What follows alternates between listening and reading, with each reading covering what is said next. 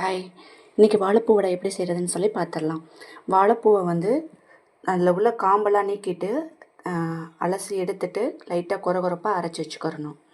இதில் வந்து கடலைப்பருப்பை over night ஊற வச்சு அதை வந்து ஜீரகம், சோம்பு, 2 மிளகாய் வத்தல் போட்டு கொஞ்சம் நைஸாக அரைச்சிக்கிறணும். அதுக்கு முன்னாடி கொஞ்சமாக கடலைப்பருப்பு ஊற வச்ச கடலைப்பருப்பை கொஞ்சமாக எடுத்து வச்சுக்கிறணும்.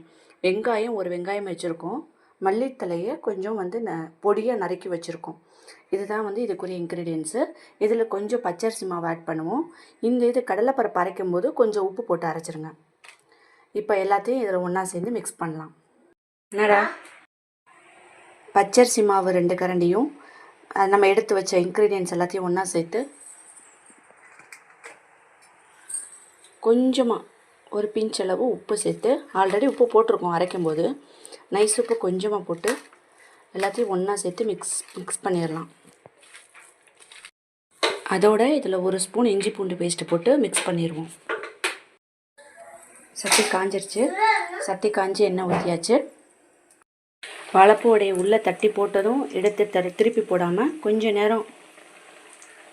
நேரம் விட்டுட்டு அதுக்கப்புறம் ஒரு சின்ன ப்ரௌனிஷ் கலர் வரவும் திருப்பி போடணும்.